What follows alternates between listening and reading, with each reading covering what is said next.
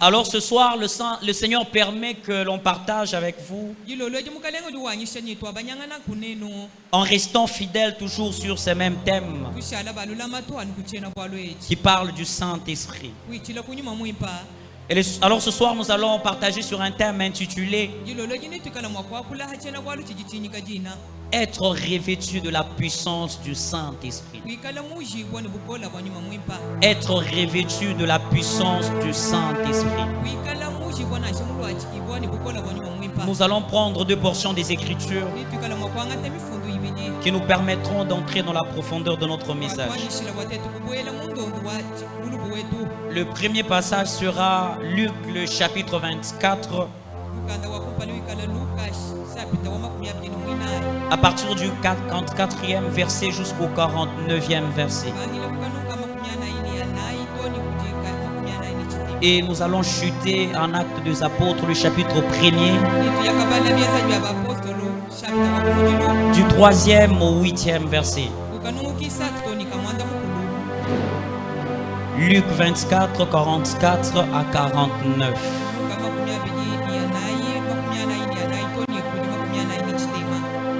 Nous allons lire sans interprète pour gagner du temps. Luc 24, 44 à 49. Puis il leur dit: cela ce que je vous disais lorsque j'étais encore avec vous, qu'il fallait que s'accomplisse tout ce qui est écrit de moi dans la loi de Moïse, dans le prophète et dans les psaumes. Alors, il leur ouvrit l'esprit afin qu'ils comprennent les Écritures. Et il leur dit: ainsi, il est écrit que le Christ souffrirait et qu'il ressusciterait de mort le 3e jour, et que la repentance et le pardon de péchés seraient prêchés en son nom à toutes les nations, à commencer par Jérusalem. Vous êtes témoins de ces choses. Ce qui m'intéresse, c'est le verset 49. Et voici, j'enverrai sur vous ce que mon Père a promis, mais vous, restez dans la ville jusqu'à ce que vous soyez revêtus de la puissance d'en haut. Actes des Apôtres, le chapitre 1er, le verset 3 à 8. Après qu'il eut souffert, il leur apparut vivant et leur en donna plusieurs preuves en s'émontrant à eux pendant 40 jours et parlant de choses qui concernent le royaume des dieux. Comme il s'est trouvé avec eux, il leur recommanda de ne pas s'éloigner de Jérusalem, mais d'attendre ce que le Père avait promis, ce que je vous ai annoncé, leur dit-il. Car Jean a baptisé d'eau, mais vous, dans peu de jours, vous serez baptisés du Saint-Esprit. Alors les apôtres réunis lui demandèrent: Seigneur, est-ce en ces temps que tu rétabliras le royaume d'Israël? Il leur répondit: ce n'est pas à vous de connaître le temps ou le moment que le Père a fixé de sa propre autorité. Le verset 8, c'est bien le verset qui m'intéresse. Mais vous recevrez une puissance. Mais vous recevrez une puissance, le Saint-Esprit survenant sur vous, et vous serez mes témoins à Jérusalem, dans toute la Judée, dans la Samarie, jusqu'aux extrémités de la terre. Mais vous recevrez une puissance, le Saint-Esprit survenant sur vous, et vous serez mes témoins à Jérusalem, dans la Samarie, jusqu'aux extrémités de la terre. Bien-aimés dans les Seigneurs, ces paroles, ce sont les paroles du Seigneur Jésus. Jésus-Christ, après avoir accompli sa mission sur la terre, les Seigneurs devraient être enlevés. Ils devraient rentrer auprès du Père. Mais avant de s'en aller, il donne une recommandation à ses disciples. Il leur dit la promesse qui leur avait été faite. Le Seigneur, en restant avec ses disciples, il leur avait promis que le Consolateur viendrait. Alors qu'il voulait déjà s'en aller, les disciples étaient tristes. Il leur dit: vous recevrez une puissance. Bien-aimé, c'est là que beaucoup de sectes comprennent mal qui est le Saint-Esprit. Ces versets, beaucoup de sectes concluent que le Saint-Esprit est une puissance. Mais lorsque vous comprenez mieux ces français, vous allez comprendre que Jésus voulait dire à ses disciples que la puissance que vous allez recevoir viendra du Saint-Esprit. En d'autres termes, le Seigneur voulait dire ceci: lorsque le Saint-Esprit sera descendu sur vous, il vous donnera la puissance, et c'est cette puissance qui fera que vous soyez mes témoins. Être revêtu de la puissance du Saint-Esprit. Bien-aimés, nous sommes dans un monde rempli de puissance, de monde de ténèbres. Nous sommes dans un monde où la magie est en train de prendre record. Nous sommes dans un monde où les sorciers sont en train de dominer. Les féticheurs veulent dominer à leur tour. Même les occultistes veulent imposer leur autorité. Jésus savait que si je laisse ses disciples comme ça, ils feront face à des obstacles. Ils feront face à des principautés. Ils feront face à certaines oppositions qui les empêcheraient d'être vraiment des disciples et des témoignages puissants. Alors la solution qu'il faut, il faut qu'ils soient revêtus de la puissance afin qu'ils témoignent avec efficacité. Bien-aimé, c'est quoi être revêtu de la puissance du Saint-Esprit? J'aime la définition que Charles Spurgeon donne. Il dit être revêtu de la puissance du Saint-Esprit va au-delà d'avoir le Saint-Esprit comme sceau de la rédemption. Mais c'est avoir le Saint-Esprit sur nous pour le service. Bien-aimé, le jour où nous acceptons Jésus-Christ comme Seigneur et Sauveur, le Saint-Esprit nous est donné comme sceau pour nous identifier comme enfants de Dieu. Mais cela ne suffit pas. On n'a pas seulement besoin de cette dimension du Saint-Esprit en nous. On a aussi besoin de la dimension du Saint-Esprit sur nous.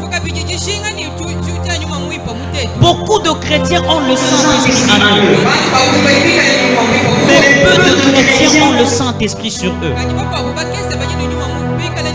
Les disciples, avant de commencer à témoigner, ils avaient déjà reçu le Saint-Esprit parce qu'ils étaient disciples déjà de Christ. Mais il fallait le Saint-Esprit sur eux qui pouvait leur donner la puissance de témoigner avec efficacité. Bien-aimés dans les Seigneurs, le Saint-Esprit en nous produit la sainteté, mais le Saint-Esprit sur nous produit la puissance. On n'a pas seulement besoin de la sainteté, on a aussi besoin de la puissance. Mais c'est quoi être revêtu de la puissance du Saint-Esprit? J'aime cette définition de Billy Graham. Il dit être revêtu de la puissance du Saint-Esprit, c'est être équipé par Dieu pour une tâche que nous ne pouvons pas accomplir par nous-mêmes. Être revêtu de la puissance du Saint-Esprit, c'est être équipé par Dieu pour une tâche que nous ne pouvons pas accomplir par nous-mêmes. Bien aimé, il y a des choses que nous ne pouvons pas accomplir par nous-mêmes, parce que par notre nature nous sommes limités. Par notre nature nous sommes incapables d'accomplir certaines choses. Mais nous avons besoin de la plénitude, nous avons besoin de la puissance du Saint-Esprit, parce qu'elle nous permet de faire des choses que l'on est incapable de faire par nous-mêmes. Bien aimé, être revêtu de la puissance du Saint-Esprit, c'est être couvert d'une force surnaturelle qui vient de Dieu. Lorsque nous recevons le Seigneur Jésus, C'est vrai que nous sommes chrétiens, mais cela ne suffit pas. On a besoin de la puissance du Saint-Esprit. On a besoin de cette force surnaturelle afin de témoigner Jésus avec puissance. Bien-aimé, le but pour lequel le Seigneur a déversé sa puissance sur les disciples, c'était dans les buts de glorifier Jésus. C'était dans les buts de lever Jésus. C'était dans les buts de témoigner Jésus. C'est pourquoi lorsque Jésus parle, il dit: vous recevrez une puissance. Le Saint-Esprit survenant sur vous, vous serez mes témoins. La puissance du Saint-Esprit ne nous est pas donnée pour être populaire. Le Saint-Esprit ne nous revêt pas de sa puissance pour que l'on soit de personnes qui nous glorifions. Mais le but pour lequel le Saint-Esprit nous revêt de sa puissance, c'est pour élever le nom de Jésus. J'ai envie de dire à quelqu'un ce soir, toute puissance qui n'a pas pour but d'élever Christ est du diable. Il y a des prédicateurs qui ont la puissance, mais qui n'élèvent pas Jésus au travers de leur puissance. Il y a des prédicateurs qui ont la puissance du Saint-Esprit, mais ils prennent cette puissance pour leur fin. Ils utilisent cette puissance pour que les gens le voient. Bien-aimé, toute puissance qui n'a pas pour but de glorifier Jésus est du diable. Bien-aimé, nous avons besoin de la puissance du Saint-Esprit. Tel que nous sommes assis, nous avons besoin d'être revêtus de la puissance du Saint-Esprit. Alors nous allons voir 3 raisons pour lesquelles nous devons être revêtus de la puissance. 3 raisons pour lesquelles nous devons être revêtus de la puissance du Saint-Esprit. La première raison, c'est pour triompher les défis et les oppositions de forces maléfiques de ces mondes. Bien-aimés, nous sommes dans un monde où il y a beaucoup de défis. Nous sommes dans un monde où il y a beaucoup de forces maléfiques. Chaque force a toujours tendance à vouloir dominer. Chaque force a toujours tendance à exercer son autorité. Mais si nous ne sommes pas revêtus de la puissance du Saint-Esprit, nous serons influencés par ces autorités. Nous serons influencés par ce monde de ténèbres. Voilà pourquoi lorsque vous lisez Actes des Apôtres, le chapitre 4, après qu'on ait arrêté Jean et Pierre, ils ont prié. Ils ont demandé la puissance du Saint-Esprit. Et la Bible dit, quand ils ont fini de prier, les lieux où ils étaient à trembler. Et ils furent remplis de l'Esprit pour qu'ils annoncent l'évangile avec assurance. Bien-aimés, dans ce monde, on a besoin de la puissance du Saint-Esprit. Les magiciens sont en train de s'élever. Les occultistes veulent dominer.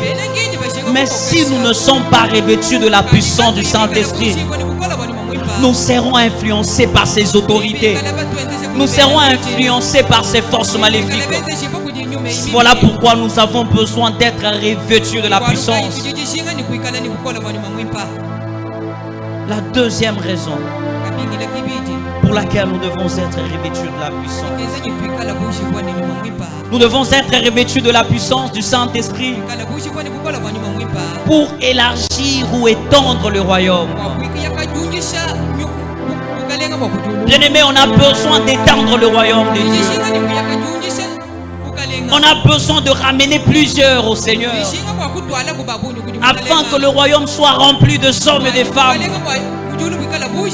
qui seront prêts à rencontrer le Seigneur Jésus. Mais cela est impossible si nous ne sommes pas remplis de la puissance de l'Esprit. Bien-aimés, nos meilleurs efforts ne font rien pour construire ou pour faire avancer le royaume. Bien-aimés, nos talents ne suffisent pas. Notre art oratoire ne suffit pas. Tu peux bien parler français. Tu peux avoir une connaissance profonde. Mais si tu n'es pas rempli de la puissance du Saint-Esprit, bien-aimé, tu ne sauras pas amener plusieurs dans le royaume. Tu ne sauras pas étendre le royaume. Jésus nous a laissé que l'on fasse des disciples. Il veut que tout le sang soit sauvé. Mais on ne peut pas étendre le royaume si on n'est pas revêtu de la puissance du Saint-Esprit. Bien-aimé, pour étendre le royaume, on doit être revêtu de la puissance. Deux fois nous allons sur terrain, mais deux fois nous arrivons à des certains moments, nous sommes incapables, malgré notre façon de parler. Mais rien ne change. Malgré nos efforts, rien ne change.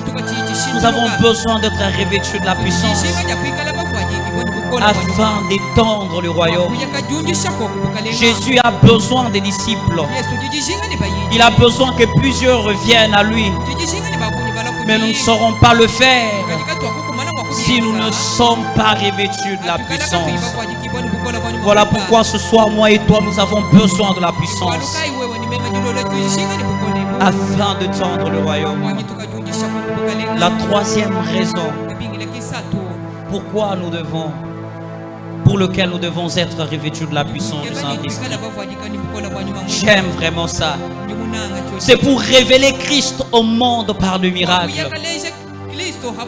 J'aime ce que Romains 8, 19 dit. Il dit toute la création attend avec un ardent désir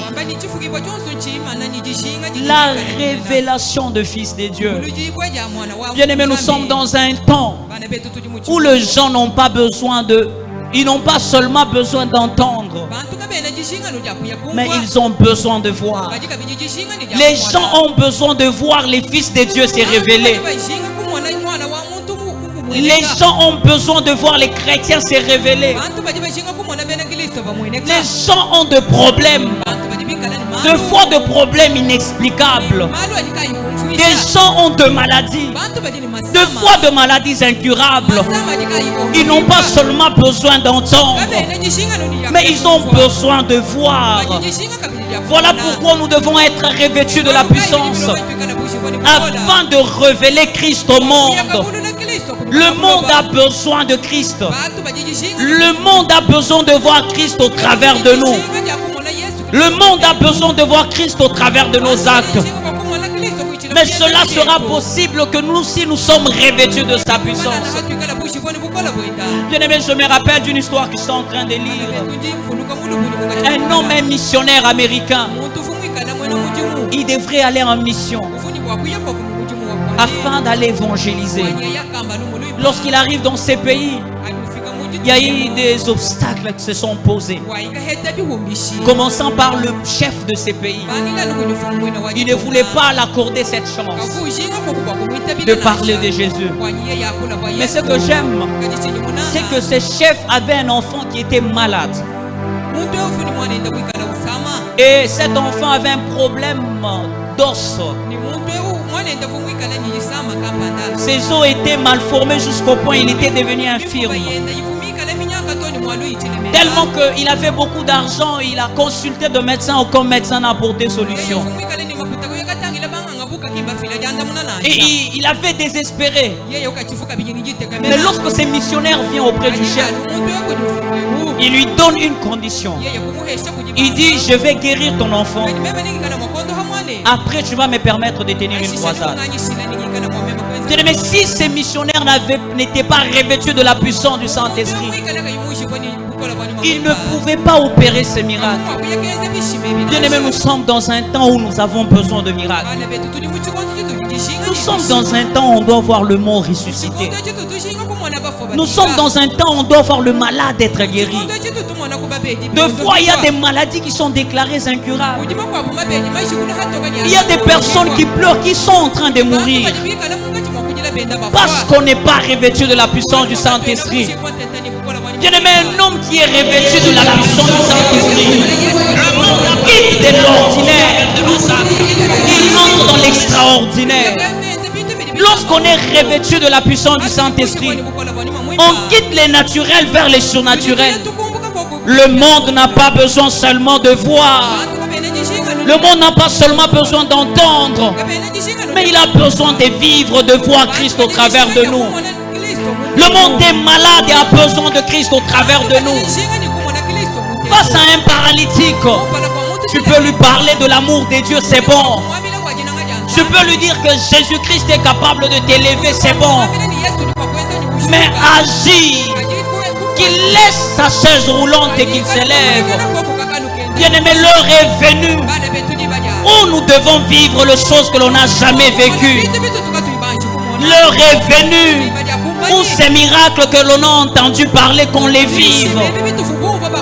Un jour, j'étais en train de me poser beaucoup de questions. Je comparais l'église actuelle à l'église primitive. L'église primitive, l'évangile était annoncé avec puissance. Il y avait des miracles qui s'opéraient, jusqu'au point où même la sueur des apôtres pouvait guérir le malade. Mais nos églises actuelles, les gens viennent malades, ils rentrent malades. Les gens viennent avec des problèmes, ils rentrent avec des problèmes. Nous prions pour quelqu'un. Au lieu d'être guéri, nous lui disons: va à l'hôpital prendre les médicaments, Dieu va passer par les médicaments. Bien-aimés dans les Seigneurs, en méditant les miracles de Christ et en suivant la vie des apôtres, je n'ai vu nulle part où Jésus prie pour quelqu'un et lui dit d'aller prendre le médicament pour guérir. Je n'ai vu nulle part où un disciple prie pour quelqu'un et lui dit: va prendre le médicament, tu seras guéri. Il est temps d'être revêtu de la puissance du Saint-Esprit afin que l'on sorte du naturel vers les surnaturels. Bien-aimé, la création tout entière est en train de désirer.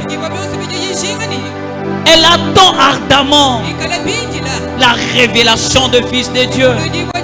Les gens veulent voir Christ au travers de nous. Bien-aimé, lorsque nous sommes revêtus de la puissance du Saint-Esprit, nous devenons la solution aux problèmes des hommes.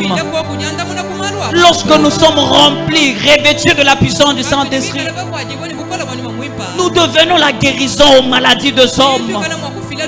Les gens sont dans le besoin, mais ils ont besoin de la réponse. Cette réponse ne viendra que de nous. Voilà pourquoi nous avons besoin d'être revêtus de la puissance. Si tu te contentes seulement de parler en langue, c'est ton problème. Il y a des personnes qui sont en train de mourir. Il y a des personnes qui ont besoin de vivre, mais ils ont besoin que toi, tu les imposes les mains afin qu'ils soient guéris. Que faire pour être revêtu de la puissance? Que faire pour être rempli, revêtu de la puissance du Saint-Esprit? La première des choses, on va voir deux choses et nous allons prier. La première des choses, se reconnaître ses faiblesses. 2 Corinthiens, le chapitre 12, le verset 9 à 10. J'aime ce que l'apôtre Paul est en train de dire. Il dit: c'est dans sa faiblesse que la puissance de Dieu se manifeste. J'ai envie de dire à quelqu'un ce soir: Dieu ne traite pas avec le fort, mais Dieu traite avec le faible. J'ai envie de le dire comme un certain prédicateur. Il dit: Dieu n'appelle pas ceux qui sont forts, mais il donne la force à ceux qui l'appellent. C'est pourquoi lorsque vous parcourez la Bible, tout celui que Dieu a appelé, il avait de faiblesse. Moïse ne savait pas parler. Gédéon avait peur. Même Josué de fois avait peur. Mais Dieu les a rendus forts. Si nous voulons être revêtus de la puissance, nous devons reconnaître nos faiblesses. Nous devons reconnaître nos faiblesses. La faiblesse nous pousse souvent vers Dieu, qui est la source de toute puissance. Bien-aimé, est-ce que tu es faible ou tu es fort? Si tu es faible, tu vas t'approcher auprès de Dieu afin qu'il te donne sa puissance. Bien-aimé, nous avons besoin d'être revêtus de la puissance. Mais si nous sommes forts, nous ne serons jamais revêtus de cette puissance. Voilà pourquoi les disciples, c'est vrai qu'avec Jésus, quand Jésus était avec eux, ils ont ressuscité le mort. Ils ont guéri le paralytique. Ils ont purifié le lépreux. Mais avant que Jésus s'en aille, Jésus leur a demandé de rester parce qu'ils étaient faibles. C'est pourquoi vous voyez la vie de Pierre. Pierre était capable de régner Jésus. Jésus avec qui il est resté au temps de Jésus. Jésus auprès de qui il était à ses côtés. Pierre a vu Jésus faire de grandes choses. Pierre aussi a fait de grandes choses à côté de Jésus. Mais lorsqu'il n'était pas revêtu de la puissance, Pierre a dit que je ne le connais pas. Je ne connais pas cet homme. Mais lorsque Pierre a été revêtu de la puissance, le même Pierre qui a régné Jésus, c'est le même Pierre qui est resté devant 3000 hommes. Il a parlé l'évangile et plusieurs ont été touchés, sont revenus à Christ. Bien-aimé, reconnais tes faiblesses. Est-ce que tu reconnais tes faiblesses? Si tu es fort, je te rassure que ce soir, tu ne seras pas revêtu de la puissance du Saint-Esprit. La deuxième chose, pour enfin finir, que faire pour être revêtu de la puissance du Saint-Esprit? Actes des Apôtres, le chapitre 1, le verset 13 à 14.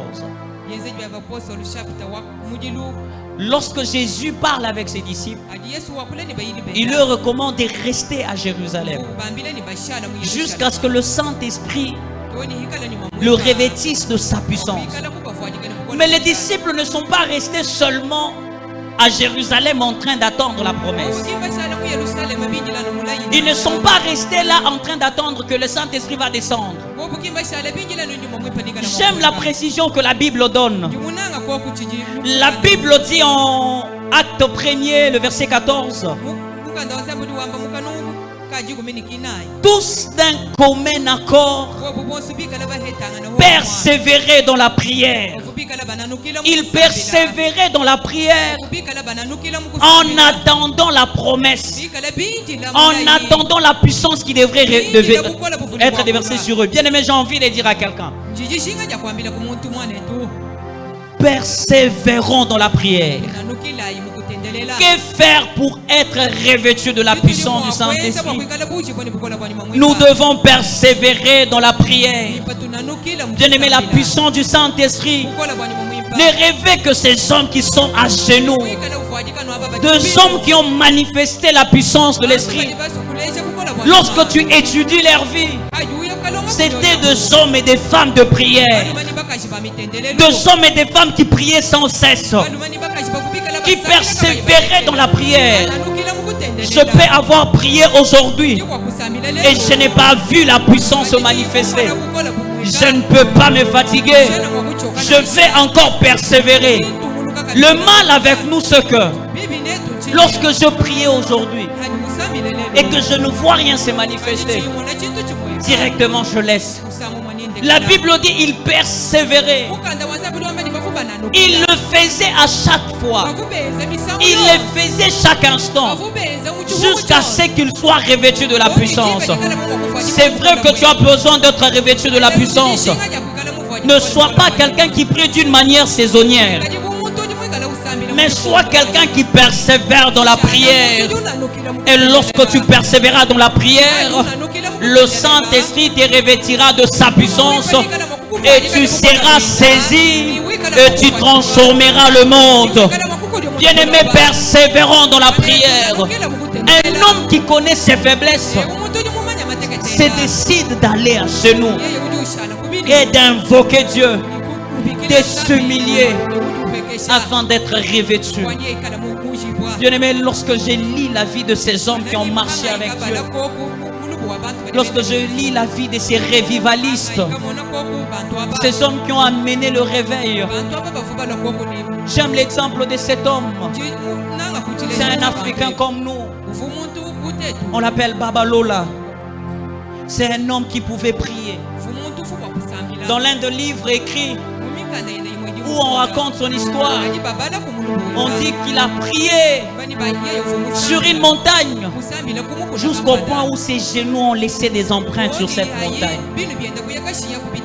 Bien-aimé, tu veux être revêtu de la puissance du Saint-Esprit, tu dois persévérer dans la prière.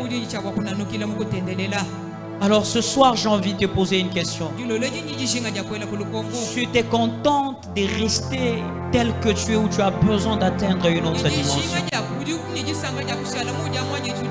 Es-tu content seulement de parler en langue? Mais il y a des personnes, quand elles parlent en langue, ce sont des malades qui sont guéris. Il y a des personnes, quand elles chantent, il y a une puissance qui est libérée, des paralytiques marchent. Mais nous nous contentons seulement de parler en langue. Bien-aimés, nous avons besoin d'être revêtus de la puissance du Saint-Esprit. Enfin, la dernière chose, que faire pour être revêtus de la puissance du Saint-Esprit? Nous devons la désirer. Nous devons désirer la puissance du Saint-Esprit.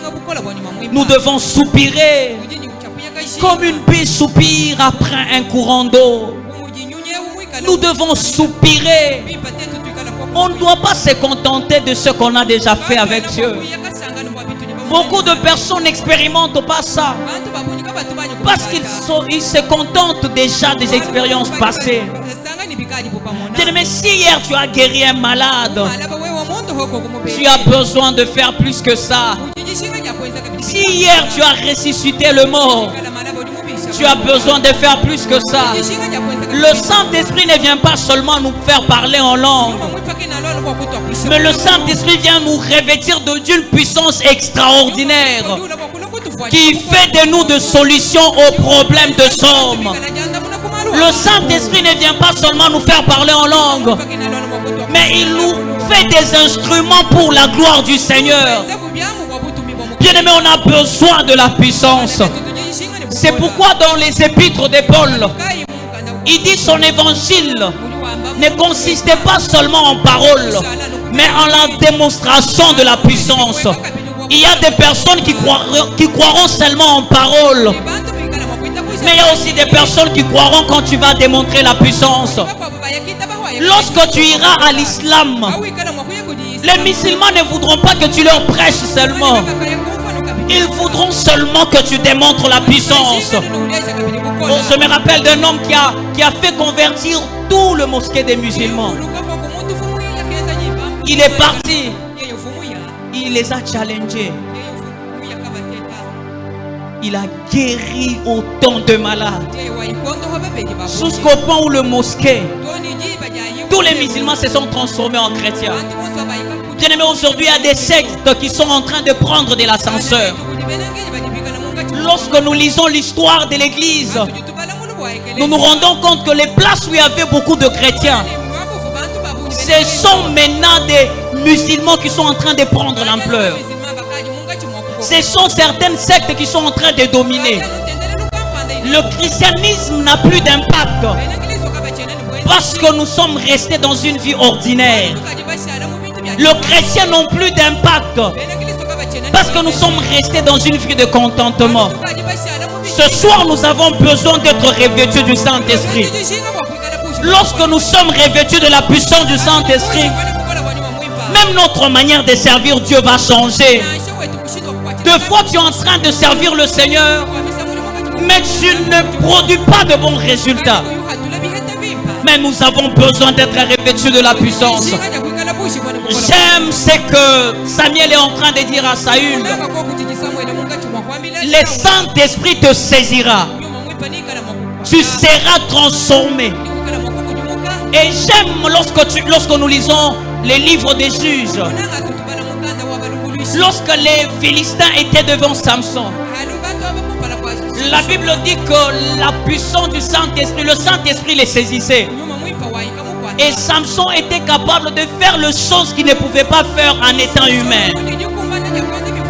Lorsque nous sommes revêtus de la puissance du Saint-Esprit, nous quittons du naturel vers le surnaturel. Bien-aimés, on a besoin d'être revêtus de la puissance. Dans nos activités, on a besoin d'être revêtus de la puissance du Saint-Esprit. Dans nos études, on a besoin d'être revêtus de la puissance du Saint-Esprit. Actuellement, les occultistes sont même dans des universités. Ils sont en train d'envoûter les gens. Ils sont en train d'initier les gens.